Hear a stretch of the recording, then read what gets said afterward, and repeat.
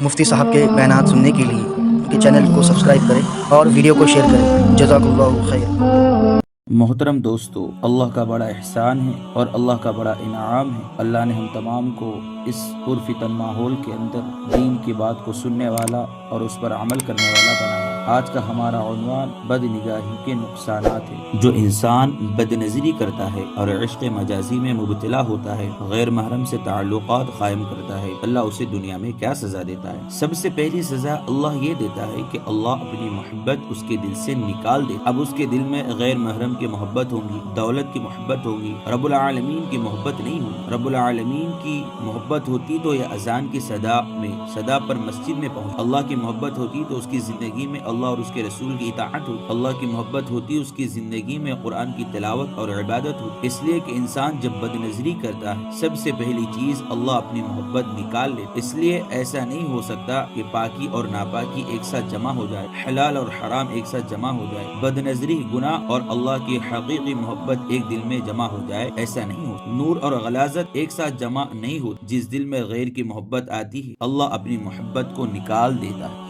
دوسری سزا اللہ یہ دیتا ہے کہ اللہ وحی کے علم سے اسے محروم کر دیتا ہے۔ اس کے زندگی میں قرآن اور حدیث کا علم نہیں ہوتا، دنیا کی معلومات ہوں گی، مال اور دولت کے بارے میں اچھی تبصرے کرے گا، سیاست پر گھنٹوں گفتگو کرے گا، لیکن اسے کہو قرآن کی چند آیات سنائے، اس کی زبان پر یہ نہیں ہوگا۔ جب بد نظری ہوگی، اللہ وحی کے علم سے محروم کر دے گا۔ تیسری سزا اللہ یہ دے گا بد نظری کی، بد نگاہی کی، کہ اللہ حیا کی نعمت کو چھین لے گا۔ انسان کی زندگی میں حیا نہیں ہوگی، بے حیائی، بے غیرتی اس کی زندگی میں آ جائیں گی۔ حیا اللہ اسے دیتا ہے جو خود حیادار ہوتا ہے۔ جس کی نگاہیں جھکی ہوتی ہے، اللہ اسے حیا دیتا ہے، اور جس کی نگاہیں نہیں جھکتی، اللہ اسے بے حیا بنا دیتا ہے۔ اب اس کی راتیں عروانیت کے اندر گزرتی ہے، اب اس کی راتیں انٹرنیٹ کے اندر گزرتی ہے، اب اس کی راتیں غلط کاریوں کے اندر گزرتی ہے۔ چوتھی سزا بد نگاہی کی یہ ہے کہ اللہ عبادت کی لذت چھین لیتا ہے۔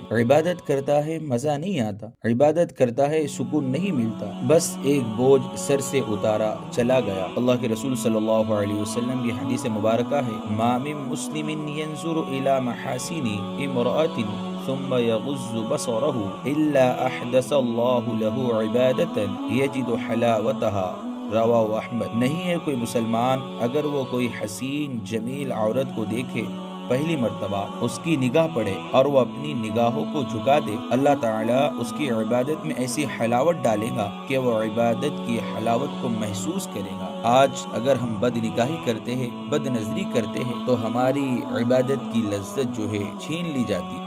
پانچویں سزا بد نگاہی کی یہ ہے کہ اللہ رزق سے برکت چھین لیتا ہے۔